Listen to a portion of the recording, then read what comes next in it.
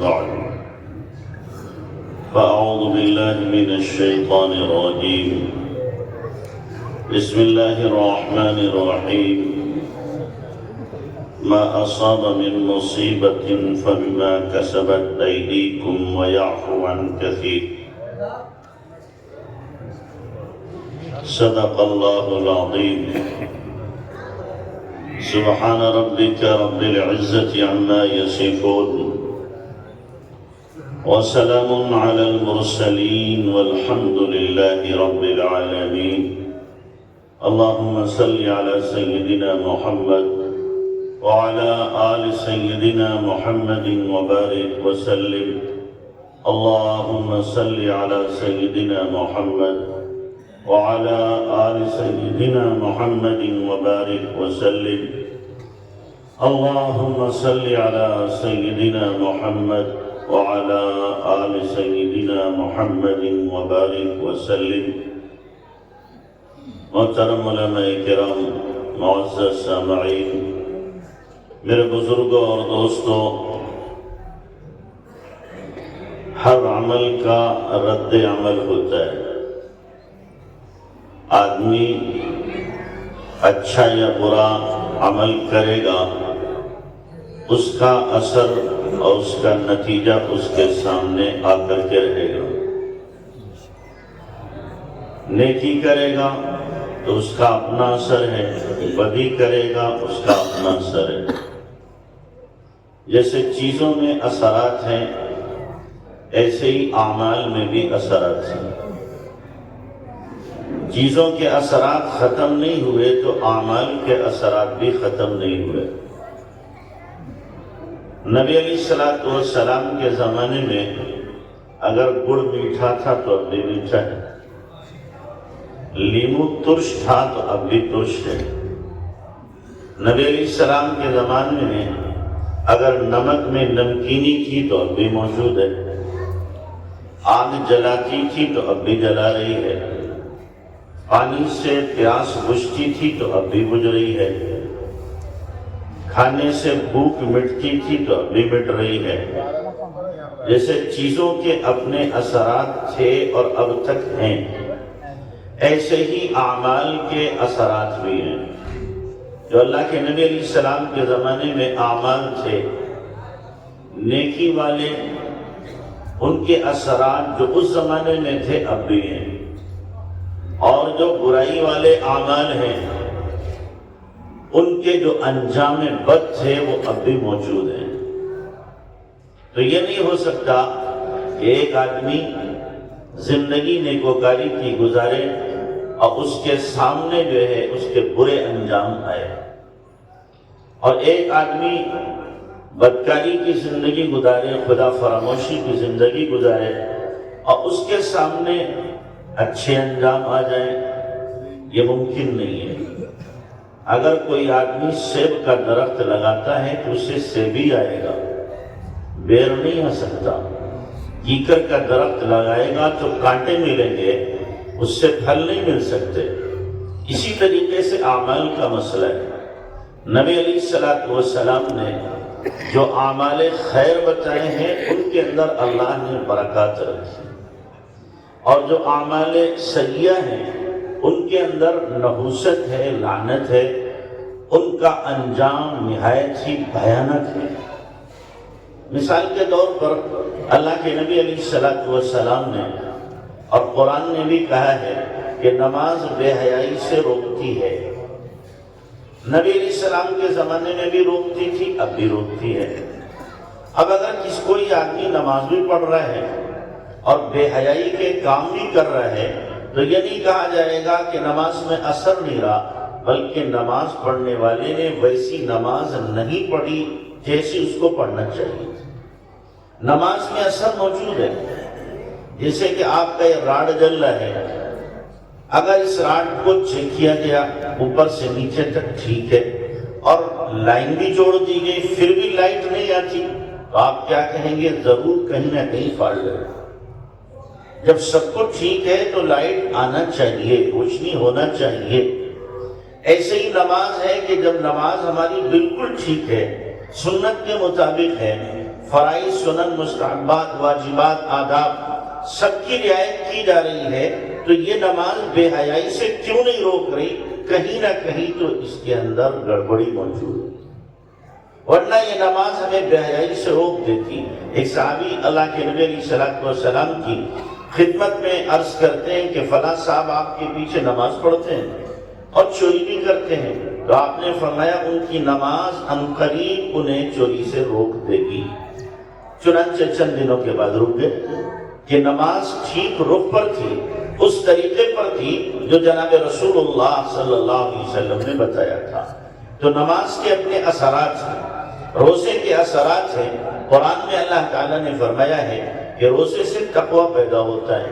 اب ایک آدمی پورے رمضان کے مہینے روزے رکھے اور رمضان جاتے ہی، چاند دیکھتے ہی فوراً بدماشی شروع کر دے، چاند دیکھتے ہی ناچنا، چھڑکنا، گانا اور ڈانس شروع کر دے، تو اس کا مطلب اس نے روزے صحیح طور پہ رکھے ہی نہیں۔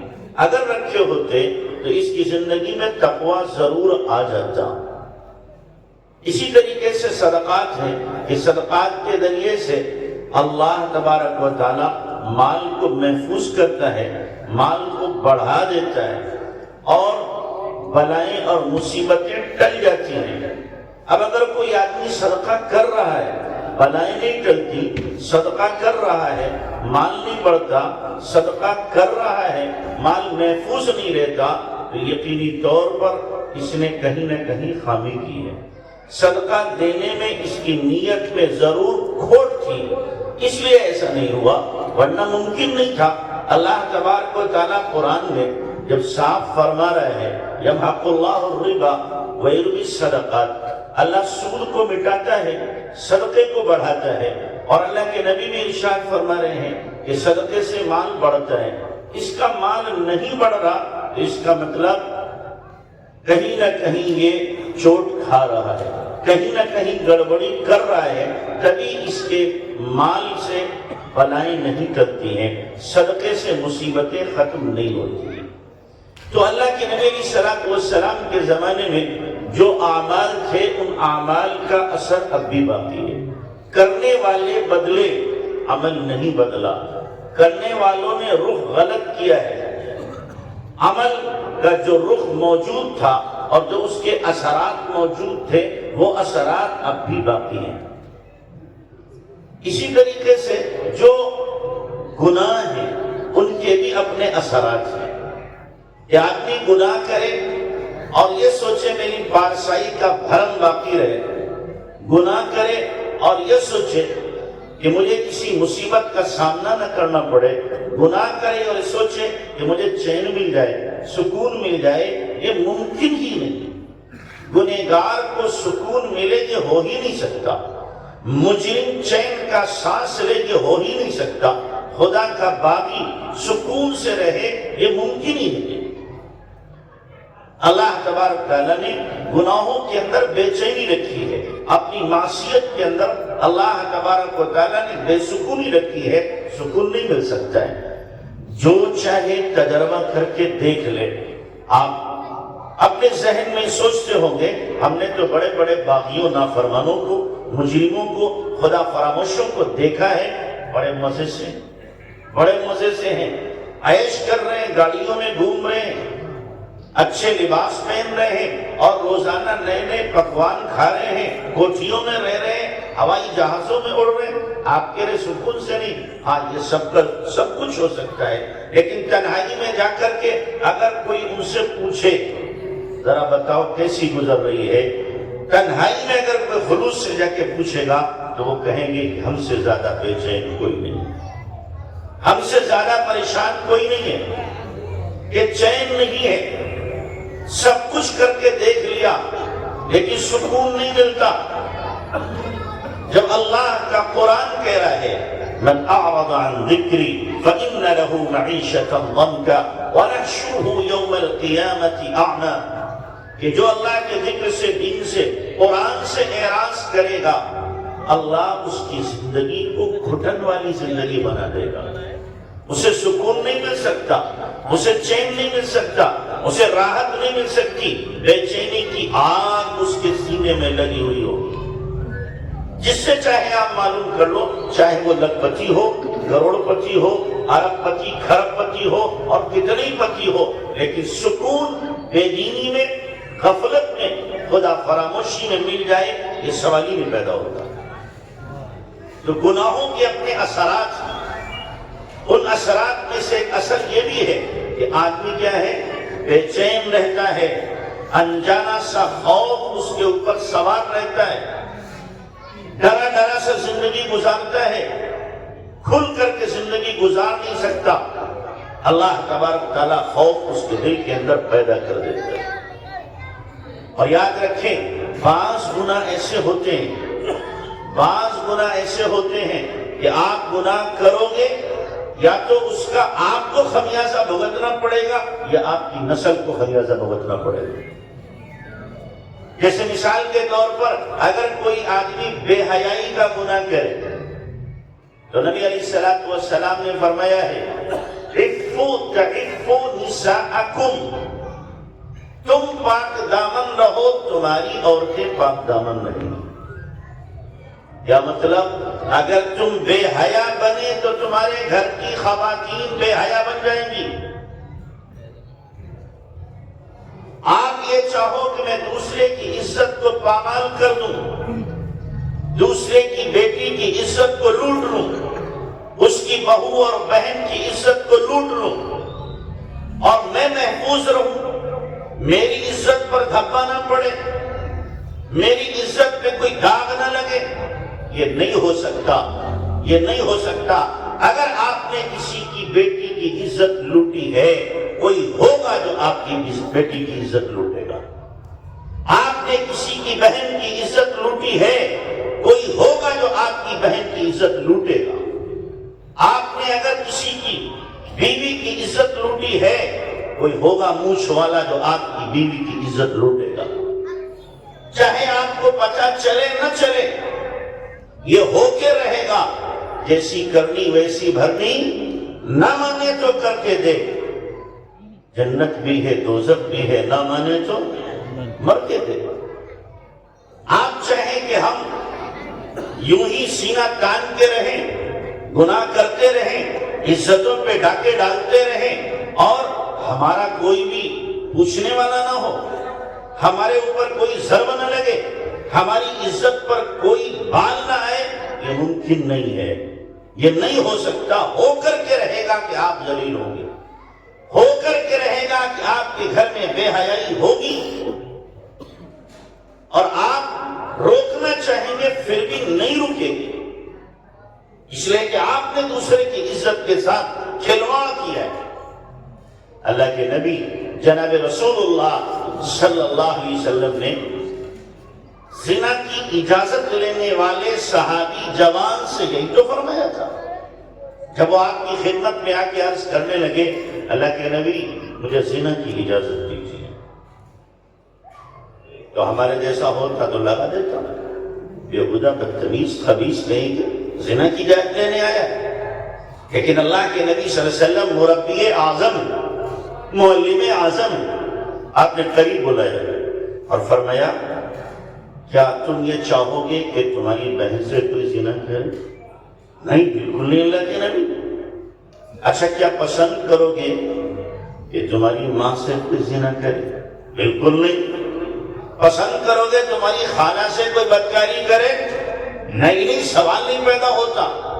آپ نے محرمات ابدیہ کا تذکرہ کیا، ایک ایک کر کے وہ انکار کرتا رہا۔ لوہا جب گرم ہو گیا تو اللہ کے نبی علیہ السلام نے فرمایا، جیسے تم نہیں چاہتے ہو کہ تمہاری محرمات میں سے کسی کے ساتھ منہ کالا کیا جائے، دوسرے لوگ بھی نہیں پسند کرتے کہ ان کے گھروں کے اندر یہ بے حیائی ہو۔ جو چیز ہم اپنے لیے پسند کریں وہی اپنے بھائی کے لیے پسند کریں۔ اللہ کے نبی جناب رسول اللہ صلی اللہ علیہ وسلم نے تکمیل ایمان کے جو درجات بیان کیے ہیں اور تکمیل ایمان کی جو احادیث ذکر کی ہیں، ان میں سے آپ نے یہ بھی فرمایا، لا یؤمن احدکم حتی یکون احب حتی یکون حتی لِأَخِيهِ مَا يُحِبُّ لِنَفْسِهِ، کوئی ایمان والا اس وقت تک کامل ایمان والا نہیں ہو سکتا جب تک کہ وہی چیز اپنے بھائی کے لیے پسند نہ کرے جو اپنے لیے پسند کرتا ہے۔ ہم اپنے لیے جو پسند کر رہے ہیں وہی اپنے بھائی کے لیے پسند کریں۔ ہم عزت سے جینا چاہتے ہیں تو دوسرے کو بھی عزت سے جینے دیں۔ ہم اپنے گھر کی ذلت و رسوائی کو گوارا نہیں کرتے تو دوسرے کے گھر والوں کو بھی ہم ذلیل و رسوا نہ کریں۔ ہم اپنی عزت پر بٹا آنے دینا نہیں چاہتے تو دوسروں کی عزتوں پر بھی بٹا مت لگاؤ۔ دوسروں کی عزت لوٹو گے تو یاد رکھنا ہمارے گھر کی عزت لٹ جائے۔ کون پسند کرے گا کہ میری بہن کے ساتھ کوئی منہ کھانا کرے؟ کوئی ہے ایسا؟ کبھی گوارا نہیں۔ بھائی تو اپنی بہن کی عزت کا سب سے بڑا محافظ ہوتا ہے، کیسے گوارا کرے گا؟ ہاں کچھ بے غیرت ہوتے ہیں، کچھ بے حیا ہوتے ہیں جو اپنی بہن کے ساتھ بھی مکالمہ کرتے ہیں۔ آج مجھے کہنا پڑ رہا ہے، ابھی پچھلے ہفتے کی بات ہے، مجھے پتا چلا مراد آباد شہر کے اندر ایک بھائی اپنی بہن سے کئی سال تک بدکاری کرتا رہا، کئی سال تک۔ ایک ساتھ باپ خود آیا میرے پاس اور آ کر کہہ رہا ہے کہ میرے بیٹے سے میری بیٹیاں محفوظ نہیں ہیں، بہنیں بھائیوں سے محفوظ نہیں، بے حیائی اس حد تک پہنچ گئی، بیٹیاں باپ سے محفوظ نہیں، یہاں تک بے حیائی پہنچی ہوئی ہے۔ اور ہم پھر بھی باز آنے کو تیار نہیں ہیں، پھر بھی باز آنے کو تیار نہیں ہیں۔ اس قدر بے حیائی الامان والحفیظ۔ شیطان بھی شاید شرما رہا ہوگا، یہ مقدس رشتے بھی جب تار تار ہو جائیں تو اب زمین کو پھٹ جانا چاہیے کہ ایسے منحوسوں اور ملعونوں کو نگل جائے۔ ان کا وجود اس دھرتی کے اوپر اللہ کا قہر، تو اس قدر بے حیائی ہو رہی ہے۔ تو جب بے حیائی عام ہوگی تو اللہ کی پکڑ آ کر کے رہے گی۔ یاد رکھنا، جس قوم میں بے حیائی عام ہوئی اللہ تبارک و تعالیٰ نے اپنے عذاب کا کوڑا اس قوم پر برسا دیا ہے۔ وہ قوم زیادہ دن تک زندہ نہیں رہی جو بے حیائی کی مرتکب ہوئی ہے۔ قوم لوط نے بے حیائی کی تھی، اللہ نے وہ دردناک عذاب ان پر مسلط کیا، کسی قوم پر بھی وہ عذاب نہیں آیا۔ اور ایسا بھیانک عذاب آیا کہ اس عذاب کے اثرات اس سرزمین پر اب بھی موجود ہیں۔ وہ بحر میت اب بھی اس میں اثرات ہیں، کوئی زندہ اس میں زندہ نہیں رہتا۔ جو قوم لوط کا پورا علاقہ قریہ صدوم تھا، اللہ نے الٹ دیا، اس کو سمندر بنا دیا، اس میں کوئی زندہ نہیں رہتا ہے اور کوئی جائے ڈوبتا نہیں ہے۔ ہمارے ساتھ فلسطین کے علماء تھے، وقت لگا رہے تھے، کہنے لگے ہم لوگ اس میں جاتے ہیں نہانے کے لیے تو یوں سیدھے لیٹ جائے نیچے نہیں جاتے، سیدھے لیٹ جائے نیچے نہیں جاتے، کوئی بھی زندہ اس کے اندر ڈال دیا جائے زبردستی تو مر جائے گا۔ ایک چمچ پانی اگر اس کا منہ میں چلا جائے فوراً آدمی موت کے گھاٹ اتر جائے۔ اب بھی ایسا موجود ہے۔ تو جب قوم میں بے حیائی آئے گی، یاد رکھنا اس قوم کا زیادہ دن تک اس روئے زمین پر رہنا بہت مشکل ہے، عذاب آ جائے گا اللہ کا۔ تو اس لیے بے حیائی سے توبہ کرو، بے حیائی سے اپنے گھروں کو پاک کرو، حیا کی تعلیم اپنے گھروں کے اندر زندہ کرو، اپنی بچیوں کو خاص طور سے بے حیائی سے بچانے کی کوشش کرو۔ جو اسکولوں میں بچیاں جا رہی ہیں ان بچیوں پر بہت کڑی نظر رکھو کہ یہ وہ گل کھلا رہی ہیں جس کا آپ تصور نہیں کر سکتے، ان کے قدم وہاں پڑ رہے ہیں جس کو آپ سوچ نہیں سکتے۔ میں پڑھانے کو منع نہیں کرتا، لیکن جو تعلیم ہماری حیات کو ہم سے چھین لے، جس تعلیم کی وجہ سے ہمارے ایمان پر ضرب لگ جائے، جو تعلیم ہمیں بے غیرت بنا دے، اور جو تعلیم ہماری نسل سے حیا کو نوچ کر پھینک دے اور کفر کے دہانے تک پہنچا دے، اس تعلیم پر ہم ہزار لعنت بھیجے ہیں۔ تعلیم نہیں ہے، بلکہ وہ تو در حقیقت بے حیائی کا درس ہے۔ یہ ہو رہا ہے، عام ہو چکا ہے، عام ہو چکا ہے، اور اس قدر عام ہے کہ مولانا ارشد حقی جو آپ کے سوہارا کے ہیں، انہوں نے مجھے خود بتایا، سوہارا سے ہر 5ویں دن ایک مسلمان بچی غیر کے ساتھ جا رہی ہے، ہر 5ویں دن جا رہی ہے۔ اس قدر عام ہو چکا ہے۔ الہ آباد ہائی کورٹ میں آپ کے بجنور کے لوگ گئے ایک بچی کے سلسلے میں، تو وہاں کے ہوٹل والوں نے بتایا جو غیر مسلم تھے، جس تعداد میں مسلمان بچیاں غیروں کے ساتھ آ رہی ہیں، اسی تعداد میں اگر آتی رہی 5-6 سال کے بعد مسلمان لڑکوں کو لڑکیاں نہیں ملیں گی، مسلمان لڑکوں کو لڑکیاں نہیں ملیں گی۔ نوبت یہاں تک پہنچ چکی ہے، اور ہم کان میں تیل ڈال کے سو رہے، غفلت کی چادر ہم نے تان لی ہے، اور ہمیں شوق چرایا ہوا ہے کہ میری بیٹی تو پڑھے گی، میں اپنی بیٹی کو پڑھاؤں گا، میں اپنی نسل کو جاہل نہیں رکھوں گا۔ ٹھیک ہے پڑھاؤ، لیکن ان کے ایمان کو تو بچاؤ، ان کے ایمان کے تحفظ کی فکر کرو۔ جو ایمان سب سے بڑا ہمارا سرمایہ حیات ہے، وہی جب ہم سے چھین جائے گا تو ہمارے پاس بچے گا کیا؟ کون سی چیز ہمارے پاس محفوظ رہے گی؟ پھر ہم چلتے پھرتے جانور ہیں، حیوان ہیں، پھر اس دھرتی کے اوپر ہم بوجھ ہیں، پھر کوئی ہماری حیثیت نہیں ہے۔ اس لیے اپنی نسل کے ایمان کو بچاؤ۔ بچی 20 سال کے اندر اندر اس کی شادی کر دو، بیٹی کہے گی ہم ڈاکٹر بنیں گے، ہم انجینئر بنیں گے، ہم فلاں ڈگری لیں گے۔ آپ کو بیٹی تم پڑھو، اپنے شوہر کے گھر جا کے پڑھو، خرچہ مجھ سے لینا، داماد سے کہو تم بیٹی کو پڑھاؤ، خرچہ میں دوں گا، لیکن اپنے گھر میں رہ کر کے ہم نہیں پڑھائیں گے، اس لیے کہ قدم غلط اٹھ سکتے ہیں۔ جوانی دیوانی مستانی ہوتی ہے، اور جوانی میں جنون زیادہ ہوتا ہے، قوت فیصلہ کم ہوتی ہے، صحیح اور غلط کی تمیز کم ہوتی ہے، جذبات کا ہیجان ہوتا ہے، طوفان ہوتا ہے، اور رو میں انسان بہہ جاتا ہے۔ اس لیے اپنی بچیوں کی خاص طور سے نگرانی کرو، خاص طور سے حفاظت کرو۔ نہیں کرو گے تو یاد رکھنا پھر ہماری بچیاں ہمارے ہاتھوں سے نکل جائیں گی، پھر خون کے آنسو رونے سے کوئی فائدہ نہیں، کوئی نتیجہ نہیں۔ بتاتے ہوئے شرم آتی ہے۔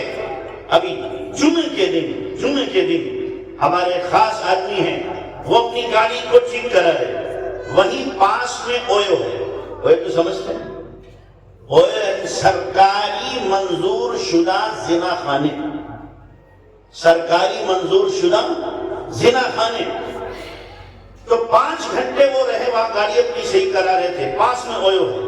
کہتے 37 لڑکیاں آئیں، 37 میں سے 2 غیر مسلم تھیں اور 35 مسلمان تھیں، 35 مسلمان تھیں 5 گھنٹے کے اندر ایک اویو میں۔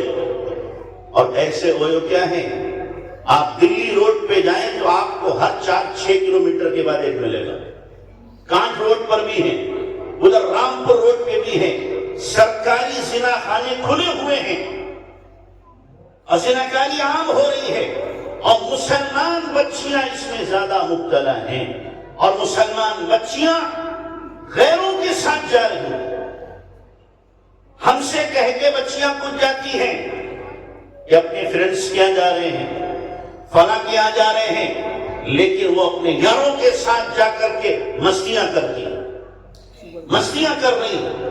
تو اس لیے اپنی بچیوں کی حفاظت کرو، نگرانی کرو۔ اسکول میں بھیجتے ہو، جانے آنے کا ٹائم نوٹ کرو ان کا، اسکول جاتی ہے تو کبھی بیچ میں آپ پہنچ جاؤ، پوچھو یہ بچی ہے کہ نہیں ہے۔ اگر کبھی لیٹ گھر میں آ رہی ہے تو سختی سے سوال کرو اتنی دیر کہاں تھی، وہ بہانے کرے تو اس سے پوچھو۔ ہم سمجھتے ہیں بعض بچیاں بظاہر دیکھنے میں آپ کو ایسی لگے گی لگتا رابعہ بصریہ کی پوتی ہے، ظاہر میں لگے گی گلفس بھی ہیں، سوکس بھی پہنے ہوئے ہیں، پوری پیک ہیں، لیکن زنا کے اڈوں پہ جا رہی ہے، زنا کے اڈوں پہ جا رہی ہے۔ ہمیں دکھا رہی ہیں کہ ہم کیا ہیں، بڑے پارسن، بڑی تقیہ نقیہ ہیں، لیکن حقیقت میں وہ کیا ہے، زنا خوری کی عادت میں مبتلا ہو چکی ہے۔ اس لیے خدا کے واسطے اپنے گھروں کی حفاظت کرو، اپنی بچیوں کی عزت کو محفوظ کرو، ان کے ایمان کو محفوظ کرو۔ ہم فکر نہیں کریں گے تو یاد رکھنا ہمارے گھروں کی عزت تار تار ہو جائے گی، ہمارے گھر برباد ہو جائیں گے اور ہماری نئی نسل تباہ ہو جائے گی، برباد ہو جائے گی۔ تو اس لیے اپنی نسل کی حفاظت کی خاطر ہمیں یہ قدم اٹھانا پڑے گا۔ نہیں اٹھاؤ گے تو ٹھیک ہے، پھر ہماری نسل بےمان بنے گی، جیسے عربوں نے کیا تھا کہ عرب برازیل گئے، آسٹریلیا گئے، امریکہ گئے اور گئے تھے وہ سبز باغ دیکھ کر کے کہ وہاں کی زندگی میں موج مستی ہے۔ ایک نسل دوسری نسل تک کلمہ رہا، تیسری نسل جب ان کی ہوئی تو وہ سب کے سب مرتد ہو چکے ہیں، تیسری نسل ان کی مرتد ہو چکی ہے، انہیں ایمان کا کچھ پتہ نہیں، کچھ معلوم نہیں۔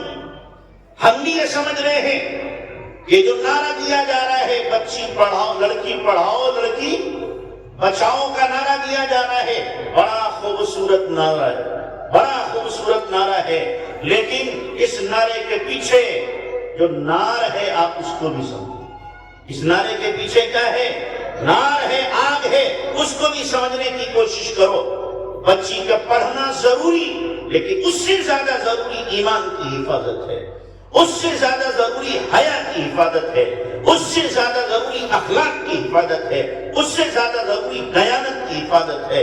یہ ہمارے لیے اس سے زیادہ کرو گے بھائی، کرو گے فکر۔ یہ مت سمجھنا آپ اپنی بچی کو مسلح پہ بیٹھا ہوا دیکھ کر یہ مت سمجھنا یہ بڑی نیک ہے۔ ہمیشہ آپ کیا ہے، ہمیشہ اس پر جو نظر رکھو تنقیدی نظر آپ کے ہونا چاہیے، تنقیدی نظر ہونا چاہیے، شبہ کی نظر ہونا چاہیے، تو آپ بچے کی حفاظت کریں گے، ورنہ حفاظت نہیں ہو سکے گی۔ تمہیں یہ کہہ رہا تھا کہ ہر عمل کا رد عمل ہوتا ہے، کہ جب آدمی گناہ کرے گا اس گناہ کی نحوست اس کو اپنے لپیٹ میں لے کر کے رہے گی۔ یہ ہو نہیں سکتا کہ گناہ کرے اور بچ جائے، نہ بچنا نہیں ہے۔ چھوٹا گناہ کرے بڑا گناہ کرے اس کی نحوست آگے رہے گی۔ آپ نے سنا ہوگا فضیل بن عیاض رحمہ اللہ فرماتے ہیں جب بھی مجھ سے کوئی گناہ ہوا تو میں نے اس کے اثرات اپنے اہل خانہ پہ دیکھے، کہ میری بیوی بیٹی بیٹا یا ملازم میری بات نہیں مانتے، اور اگر اتنا نہ ہوا تو اتنا ضرور ہوا کہ میری سواری میری بات نہیں مانتی، میری سواری پر اس کے اثرات ہوئے۔ ہم ضرور یہ چاہتے ہیں بیٹا فرما بردار ہو، بیٹی فرما بردار ہو، بیوی فرما بردار ہو، گھر والے میری بات مانیں اور میں باقی بنا رہوں، میں خدا کے حکم کو توڑتا رہوں، میں فرائض کو چھوڑتا رہوں، میں نبی کی سنتوں کو چھیلتا رہوں اور نبی کی سنتوں کو اپنے پیروں تلے رونق کر جاتا رہوں اور گھر والے میری بات مانیں۔ کیسے ہو سکتا ہے؟ ہم بڑوں کی نہیں مانیں گے تو چھوٹے ہماری نہیں مانیں گے، ہم اللہ رسول کی نہیں مانیں گے تو ہمارے ماتحت ہماری نہیں مانیں گے۔ ہم اللہ رسول کی ماننے والے بن جائیں، جو ہمارے ماتحت گھر والے ہیں وہ ہماری ماننے والے بن جائیں۔ اس لیے بڑوں کی ہم مانیں، چھوٹے ہماری ماننے والے بنے۔ تو یہ اللہ تبارک و تعالیٰ نے نظام بنایا ہے۔ اس لیے قرآن میں اللہ نے فرمایا ما اصابکم من مصیبہ فبما کسبت ایدیکم ویعفو عن کثیر، جو بھی مصیبت پریشانیاں آفت اور بلا تمہارے اوپر آتی ہے تو تمہارے ہاتھوں کی کرتوت کی وجہ سے، تمہارے اعمال کی وجہ سے ہے کہ تو تم نے اعمال کیے ہیں، ان اعمال کا نتیجہ ہے۔ کتنے لوگ آپ کو ملیں گے جو کہیں گے کہ جناب کیا کریں، پہلے تو حالات بڑے اچھے تھے، بڑے اچھے تھے، مٹی کو ہاتھ لگاتے تھے سونا ہو جاتی تھی، اب سونے کو ہاتھ لگاتے ہیں تو مٹی ہو جاتی ہے۔ نہ معلوم کسی نے کچھ کرا دیا ہے، کیا کہتے ہیں کسی نے کچھ کرا دیا، واللہ کسی نے کچھ نہیں کرایا، تیرے اعمال کا خمیازہ ہے جو تو بھگت رہا ہے، تیرے اعمال کا خمیازہ ہے، تو نے خدا سے بغاوت کی ہے، اللہ نے اس بغاوت کی سزا دی ہے۔ اسی طریقے سے آپ دیکھیں بہت سے لوگ، میں ایک بات عام طور سے کہا کرتا ہوں، بہت سے لوگ شادی میں کیا کرتے ہیں، ہر قسم کی خرافات، رسومات، رواج اور جتنی بھی خاندانی ریت ہے ان سب کو اپناتے ہیں کہ یہ بھی کر لے، یہ بھی کر لے، یہ بھی کر لے، یہ بھی کر لے، سب کر لے، اور پھر بہو کو گھر میں لے کے آئے۔ اب بہو گھر میں آئی، مہینہ بھر تو ٹھیک رہی، اس کے بعد ساس سے اس کی انبن شروع ہو گئی، لڑائی ہو گئی، اتنی لڑائی ہوئی کہ بہو کہہ رہی ہے اپنے شوہر سے میں دنیا کی ہر عورت کے ساتھ رہ لوں گی، لیکن جو تمہاری اماں چڑیل ہے اس کے ساتھ میرا گزارا نہیں ہوگا۔ کہہ رہی، یہ کیوں کہہ رہی ہے؟ آپ سوچ رہے بہو غلط ہے، بہو غلط نہیں ہے، جو سنت کے خلاف آپ نے نکاح کیا ہے اس کی نحوست، اس کی نحوست۔ اور اگر یہ نہ ہوا تو پھر یہ ہوگا کہ آپ کے گھر میں جیسے ہی بہو آئی تو معلوم ہوا آپ کا کاروبار پہلے تو روزانہ اپ تھا، اب روزانہ ڈاؤن ہو رہا ہے، روزانہ ڈاؤن ہو رہا ہے، کاروبار پھسل رہا ہاتھوں سے۔ تو اب آپ کی اماں کیا کہیں گی؟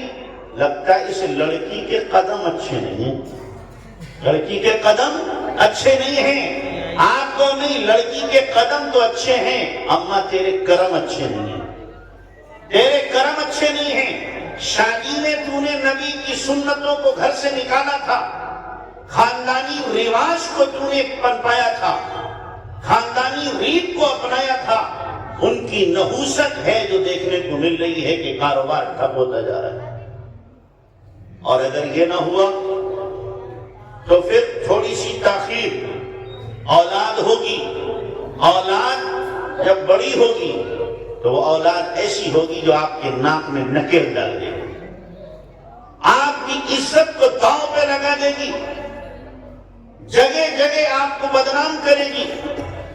آپ کہو گے جی پتہ نہیں کیا ہو گیا، کہاں سے ناخندی اولاد پیدا ہو گئی، اجی ہم تو نماز بھی پڑھتے، تلاوت بھی کرتے، ذکر بھی کرتے، اور ہم تو تہجد بھی پڑھ لیتے، میاں بیوی دونوں دعائیں مانگتے ہیں، لیکن اولاد کیا ہے سمجھ نہیں رہی، سدھر نہیں رہی، نہ معلوم کس کی بددعا لگی، کسی کی بددعا نہیں لگی، بیج غلط پڑا تھا تو درخت بھی غلط ہو گئے گا۔ شادی کے اندر جب سنت کے خلاف آپ نے ابتدا کی ہے، سنت کے خلاف کیا ہے، وہ بیج ہے۔ اب اللہ تبارک و تعالیٰ جب اس کو تناور درخت بنا رہا ہے تو اس کے پھل پھول اور برگ و بار بھی ویسے ہی دیکھنے کو مل رہے ہیں۔ آپ کیوں رو رہے ہو؟ سوچا ہوتا اس وقت میں جب شادی کر رہے ہیں کہ کس کو ہم اذیت دے رہے ہیں، کس کو تکلیف دے رہے ہیں، کس کو ستا رہے ہیں؟ اللہ کے نبی صلی اللہ علیہ وسلم کو۔ سنتوں کی خلاف ورزی کرنے والا کس کو دکھی کرتا ہے؟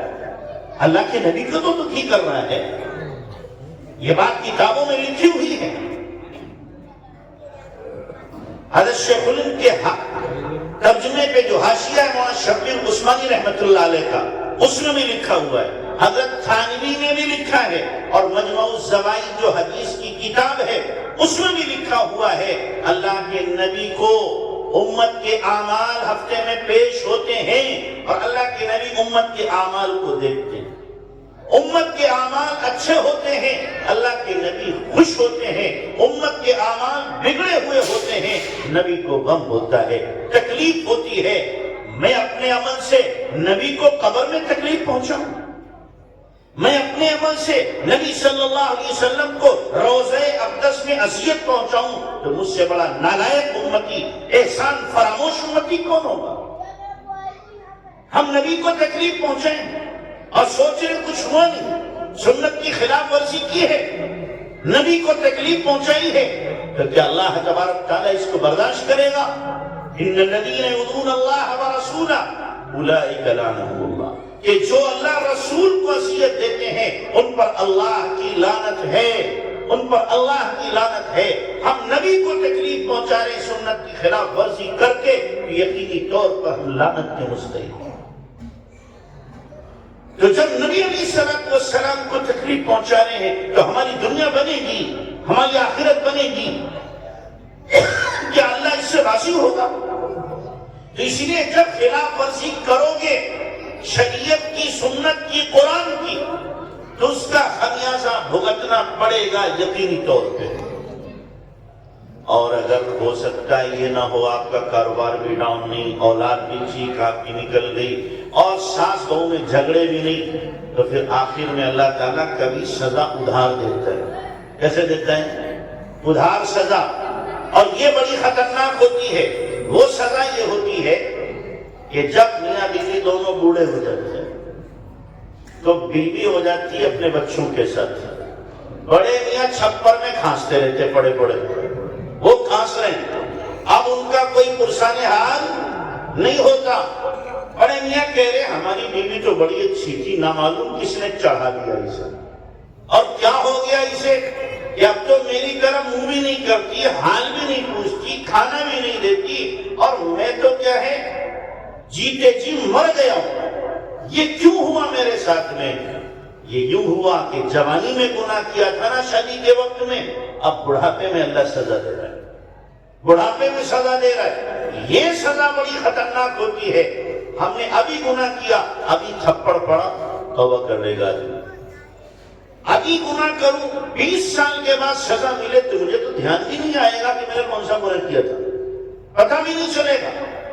تو ایسا نہیں ہوتا ہے۔ اور جس بڈھے کی بڑھیا بڑھاپے میں ساتھ چھوڑ دے، اس سے زیادہ بڑھاپا کسی کا برا نہیں گزرے گا، سب سے زیادہ بڑھاپا اسی کا برا گزرتا ہے۔ تو اسی لیے جرائم کرنے سے پہلے اور کرائم کرنے سے پہلے، گناہوں کو کرنے سے پہلے آپ سوچ لو کہ اس کی سزا مجھے بھگتنا پڑے گی، یہ وبال مجھے مل کے رہے گا، کہیں نہ کہیں پکڑ ضرور میری آئے گی۔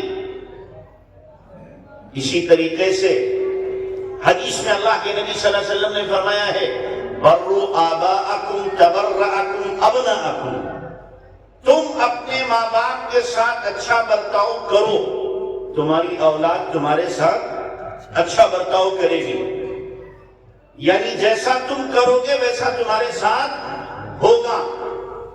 آپ دیکھ لو جن کی اولاد ان کو ستا رہی ہے، انہوں نے اپنے باپ کے ساتھ کیا کیا تھا، اپنی ماں کے ساتھ کیا کیا تھا، یقیناً انہوں نے جرم کیا ہوگا تب یہ سزا مل رہی ہے۔ ایک مرتبہ دسمبر کے مہینے میں ایک بڑے میاں میرے پاس آئے، تقریباً 70-75 سال کی عمر، آ کے رونے لگے۔ میں نے کہا کیا ہوا؟ کہ میرے بیٹوں نے دھکا دے کے مجھے گھر سے نکال دیا۔ مجھے بڑا غصہ ہے کہ بڑے نالائق اولاد، اتنی سردی میں کہاں جائے گے بڑے میاں۔ بہرحال میں نے اگلے دن تحقیقات کی کہ بھائی یہ بابا کے ساتھ یہ ہوا ہے، بوڑھے کے ساتھ ان کی اولاد نے یہ کیا۔ ہمارے کچھ ساتھی تھے، میں نے کہا ذرا ان کی اولاد کی خبر تو لو، تو پتا چلا کہ انہوں نے اپنے ساس سسر کے ساتھ ظلم کیا تھا، ان کے گھر پہ قبضہ کیا تھا، ان کو گھر سے نکالا تھا، تو ان کی اولاد نے آج ان کو گھر سے نکالا ہے۔ جیسا کرو گے ویسا بھرو گے۔ والدین کے ساتھ نافرمانی جو کر رہا ہے وہ لکھ کے رکھ لے کہ میری اولاد میرے ساتھ زیادتی کر کے رہے گی، زیادتی کر کے رہے گی۔ اور ماں باپ کا نافرمان دنیا میں بھی سزا پاتا ہے اور آخرت میں بھی کیا پاتا ہے؟ سزا پاتا ہے۔ ما اصابکم من مصیبہ، کہ جو مصیبت آ رہی ہے تمہارے اوپر، تم نے پہلے کرتوت کی ہے، جرائم کیے ہیں، گناہ کیے ہیں، اس کے نتیجے میں تمہارے ساتھ یہ ہو رہا ہے۔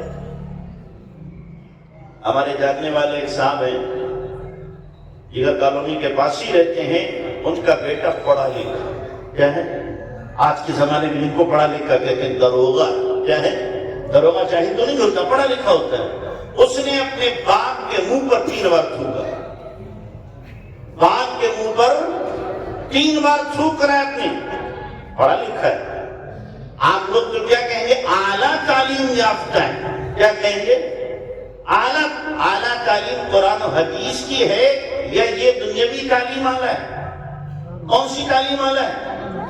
इन दुनियावी फनून और डिग्रियों को आला तालीम कहना ये तौहीन है कुरान और हदीस की तालीम, ये तौहीन है। कभी इनको आला तालीम न कहो, ये तो जरिए माश के लिए, दुनिया कमाने के लिए। ये डिग्रियां जो बड़ी बड़ी हासिल की जाती किस लिए, कि इनके जरिए से कमाया जाएगा, हासिल किया जाएगा दुनिया को। कुरान और हदीस के सीखने वालों का मकसद ये नहीं होता कि मुझे दुनिया कमाना है, और अगर कोई इस नियत से कुरान और हदीस पढ़ रहा है तो उससे बड़ा अहमक और दीवाना और पागल हो, जिसका नजरिया कुरान और हदीस से दुनिया कमाना हो। बताओ, अगर कोई आदमी आपके यहाँ कहे मैं भैंस लेने जा रहा हूं, तो पूछे क्यों लेने जा रहे, कि गोबर देगी, क्या करेंगे, गोबर देगी, तो आप क्या कहोगे उसे, बड़ा पागल आदमी है, भैंस को गोबर के लिए लेने जा रहा है। भाई भैंस किस लिए ली जाएगी, दूध के लिए, और गोबर फ्री में मिलेगा। गोबर कैसे मिलेगा, फ्री में मिलेगा। ऐसे ही दीनी तालीम पढ़ी जाएगी आखिरत के लिए, लिवजहिल्लाह, अल्लाह को राज़ी करने के लिए। दुनिया तो गोबर है, फ्री में मिलेगा। ये कैसे मिलेगा, ये फ्री में मिलेगा, अल्लाह देगा। तो बहरहाल हम जैसे आमाल करेंगे वैसी हमें क्या मिलेगी, उसकी सजा मिल करके रहेगी, याद रखना। बच नहीं सकते, भाग नहीं सकते अल्लाह की पकड़ से, गिरफ्त में आ करके रहेंगे। अल्लाह ने 20वें पारे में फरमाया है कि जब हमारी हुक्म उदूली थी तो हमने क्या किया, फमिनहुम मन अरसलना अलैहिम हासिबा, बास पर हमने क्या भेजी, आंधियां भेज दी। वमिनहुम मन अखदतहु सय्हा, बाजों पर चीख आई और कलेजे उनके फट गए। वमिनहुम मन अगरकना, बाज वो हैं जिनको हमने पानी में डुबो दिया, और बाज वो हैं जिन पर हमने पत्थरों की बारिश कर दी। उनके जराइम के सबब हमने जुल्म नहीं किया, वो जुल्म करते थे। जब जुल्म किए जाएंगे तो सजा मिलेगी। अल्लाह ने कुरान के अंदर जो वाक़यात पिछली कौमों के बयान किए हैं, सिर्फ किस्से कहानी के लिए, किस्सा है इसको सुनो और मजा ले लो, ये वाक़या है सुनो और मजा ले लो। अल्लाह ने इसलिए बयान किए हैं कि देखो कौम लूत ने बेहयाई की, ये अज़ाब मिला, तुम इससे बचना। कौम समूद ने बेहयाई की, तकब्बुर किया, उनको सजा मिली कि ढेर कर दिया अल्लाह ने। कौम शुएब ने नाप तौल में कमी की, उनको सजा मिली कि अल्लाह ने उनके ऊपर आग बरसा दी। कौम नूह ने शिर्क बुत परस्ती में हदें पार कर दी, नूह अलैहिस्सलाम को सताया, अल्लाह ने उनको गर्क कर दिया। और कौम आद इसी तरीके से कौम समूद की तरह वो भी थी, अल्लाह ने उन्हें भी तबाह किया है। जैसे वो बर्बाद हुए इन अमाल की वजह से, तुम करोगे तुम भी बर्बाद होगे। अल्लाह की किसी से यारी नहीं, याद रखना, अल्लाह की किसी से यारी दोस्ती नहीं। अल्लाह का यार और अल्लाह का दोस्त वो है जो अल्लाह की मान कर चल रहा है, अल्लाह के हुक्मों को पूरा कर रहा है, बगावत से जिसकी जिंदगी पाक है, सरकशी से पाक है और इताअत वाली जिंदगी गुजारता है, वो अल्लाह का महबूब है और अल्लाह का प्यारा बंदा है, उस पर रहमतों की बारिश होकर के रहेगा। तो आमाल का अल्लाह तबारक व तआला ने ये तसलसल बनाया है और तरतीब अल्लाह तबारक व तआला ने कायम की है कि जैसा करोगे कमा तुदीनु तुदानु, जैसा करोगे वैसा तुम भर करके रहोगे।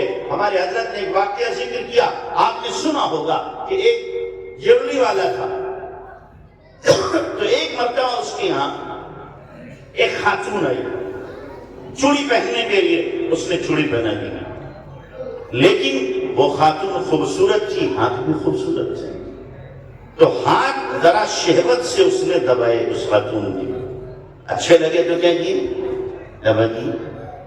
वो चूड़ी पहन के चली गई। अब ये जब दोपहर में पहुंचा घर तो देखा बीवी रो रही बैठी।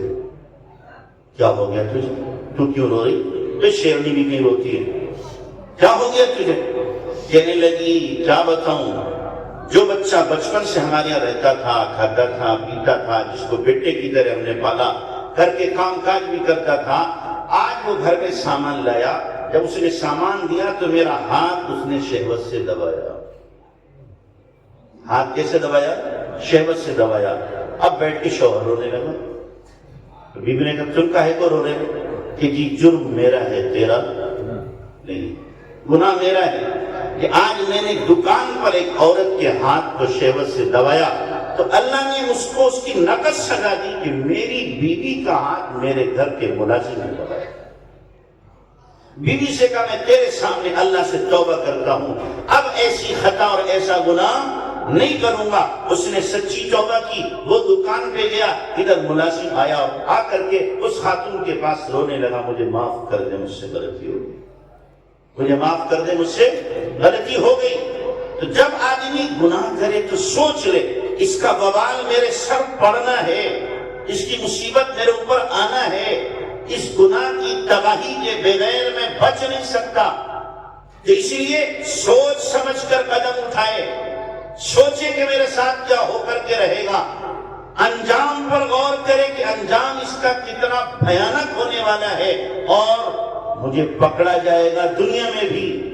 کوئی آدمی تنہائی میں گناہ کرے، کوئی نہ دیکھے، کسی کو پتہ نہ چلے، لیکن اگر رات کی تاریکی میں گناہ کیا ہے، صبح کے اجالے میں اس کے چہرے پر کالک ہوگی، اس کا چہرہ نحوست والا بتا رہا ہوگا کہ رات میں اس نے عیاشیاں کی ہیں، بدمستیاں کی ہیں، چوری کی ہے یا ڈاکہ ڈالا ہے یا کون سا جرم کیا ہے، اس کا چہرہ صبح کو شہادت دے گا۔ اور کوئی آدمی رات بھر اللہ کے سامنے کھڑا ہوا عبادت کر رہا ہے، رو دو رہا ہے، خدا کو منا رہا ہے، وہ کسی سے نہ کہے، تنہائی میں کرے جا کر، جب صبح کو نکلے گا تو چہرہ اس کا بتا رہا ہوگا یہ رات میں اللہ کو منا رہا ہے۔ اس کے چہرے کی چمک اور رونق اور نور اس بات کی شہادت دے رہا ہوگا یقیناً یہ کیا کوئی نیک بندہ ہے، یہ کوئی نیک بندہ ہے۔ جیسے صلاح الدین ایوبی نے دیکھا تھا، جب صلاح الدین ایوبی رات بھر بیت المقدس میں عبادت کرتے رہے، اللہ کے سامنے روتے رہے کہ بحری بیڑا آ رہا تھا عیسائیوں کا کہ اللہ میرے پاس اتنی فوج نہیں، طاقت نہیں اس بحری بیڑے سے مقابلہ کرنے کی، اللہ تو ہی مدد فرما، تو ہی مدد فرما۔ پوری رات روئے، صبح کو فجر کے بعد نکلے تو دیکھا ایک بزرگ شخصیت جا رہی، تو صلاح الدین ایوبی نے رو کے کہا بابا دعا کر دو، مسلمانوں پہ برا وقت آ رہا ہے، دشمن کا فوجی بیڑا آ رہا ہے۔ وہ بزرگی کی پہنچی ہوئی شخصیت تھے، انہوں نے اوپر سے نیچے تک صلاح الدین ایوبی کو دیکھا اور کہا صلاح الدین تیرے رات کے آنسوؤں نے اس بحری بیڑے کو ڈبو دیا ہے، ڈبو دیا ہے۔ خبر ملی کہ بحری بیڑا اسی رات غرق ہو گیا۔ پہچاننے والے پہچان لیتے ہیں، اور جب آدمی نیکی کرتا ہے تو اللہ تبارک تعالیٰ دکھا دیتا ہے۔ اس لیے میرے بھائیوں، آج اس مجلس میں آپ یہاں سے طے کر کے اٹھو، ہمیں اپنی زندگی کو گناہوں سے پاک کرو۔ پاک کرو گے بھائی؟ اللہ سے سچی توبہ کرنا ہے اور ایک نئی زندگی کی شروعات کرنا ہے کہ وہ زندگی اللہ کی اطاعت والی، فرما برداری والی اور نبی صلی اللہ علیہ وسلم کی سنتوں والی ہماری زندگی ہوگی، بغاوت اور نافرمانی والی زندگی نہیں ہوگی۔ اور ایک بات میں ہر جگہ کہہ رہا ہوں، وہ بات کہہ کے اپنی بات ختم کرتا ہوں کہ دیکھو صبح کو جو آپ اٹھا کرو تو اپنے گھر کا دینی ماحول بنانے کے لیے آپ یہی نہیں کہ آپ نمازی ہو، تہجد گزار ہو، فجر سے پہلے مسجد میں چلے گئے، تہجد پڑھی، جماعت سے نماز تکبیر اولیٰ کے ساتھ امام کے پیچھے پڑھنے، اور آپ کے گھر میں آپ کی خواتین اور آپ کے بیٹے سوئے ہوئے۔ یہ دینداری ہے؟ قسم خدا کی بے دینی ہے، یہ دینداری نہیں بے دینی ہے۔ آپ اکیلے نماز پڑھ رہے ہو، گھر میں 5-7 ممبر پڑے سو رہے ہیں۔ اگر آپ کے مسجد جانے کی وجہ سے گھر کے ممبر نماز نہیں پڑھتے تو آپ مسجد مت جاؤ، گھر میں نماز پڑھو۔ ان سب کو فجر کے وقت میں اٹھاؤ، اور آپ کو خطرہ ہے اٹھانے کے بعد پھر سوئیں گے، اس وقت تک مسجد نہ جاؤ جب تک کہ گھر کی خواتین سے وضو نہ کرا لو۔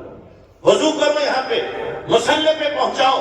جو بچے 10 سال یا اس سے زیادہ کی عمر کے ہیں، گھر میں جو جوان ہیں، انہیں مسجد میں لے کے جاؤ یا مصلی آباد کرو، سب نماز پڑھے گھر کے۔ نماز پڑھی، اگر آپ کو علم ہے کہ گھر میں تلاوت ہوگی تو ٹھیک، نہیں ہوگی تو اشراق مسجد میں مت پڑھو، فرض پڑھ کر کے آپ سیدھے کی سیدھے گھر آؤ، سب کے ہاتھ میں قرآن دو، یہ قرآن کی تلاوت کرو۔ ایک ایک پارا قرآن کی تلاوت جب صبح کو ہوگی، اللہ کی رحمت کے فرشتوں کا نزول صبح صبح ہمارے گھروں میں ہوگا۔ تلاوت ہو گئی، اب تسبیح ہاتھ میں لو، استغفار کی، تیسرے کلمے کی، درود شریف کی ایک ایک تسبیح پڑھو۔ جب تسبیح ہو گئی، اب اس کے بعد کہو جس کا جی چاہے شراب پڑھ لے، جس کا جی چاہے نہ پڑھے، اس میں اختیار آپ دے دو، لیکن اس عمل کے لیے سب کو پابند کرو۔ اور اس کے بعد جب روح کا ناشتہ ہو گیا، اب کہو ناشتہ ہوگا کس کا؟ جسم۔ گھر کی خواتین سے کہو اب ناشتے کی تیاری کرو، جب تک یہ روح کا ناشتہ نہ ہو اس وقت تک اپنے جسم کو ناشتہ مت دو، کہ روح اگر بھوکی رہی تو جسم بھی کیا رہے گا؟ بھوکا رہے گا۔ ابن قیم رحمۃ اللہ علیہ حرم میں پہنچتے، فجر کے بعد 2-3 گھنٹے بیٹھ کے ذکر کرتے۔ شاگرد کہتے حضرت چلے کچھ کھا پی لیں چل کے، فرماتے ھذا غدائی، یہ میرا ناشتہ ہے، یہ میرا کیا ہے؟ ناشتہ ہے۔ اللہ کرے ہم بھی یہ ناشتہ روزانہ استعمال کریں، ذکر، تلاوت، نماز، دعا، یہ ہمارا ناشتہ بن جائے، یہ ہماری غذا بن جائے روحانی، اس کے بغیر ہمیں چین نہ پڑے۔ جیسے کیا ہے بیڈ ٹی ہوتی ہے، روزانہ کی چائے ہمارے معمول میں شامل ہے کہ چائے نہ پیے تو آنکھ نہیں کھلتی، اسی طریقے سے عادت بناؤ، جب تک نماز نہ پڑھ لوں، تلاوت نہ کر لوں، ذکر نہ کر لوں، اس وقت میری روح کی آنکھ نہیں کھلتی۔ کرو گے بھائی؟ اتنا کرو گے سب؟ اللہ عمل کی توفیق دے۔ وآخر دعوانا ان الحمدللہ۔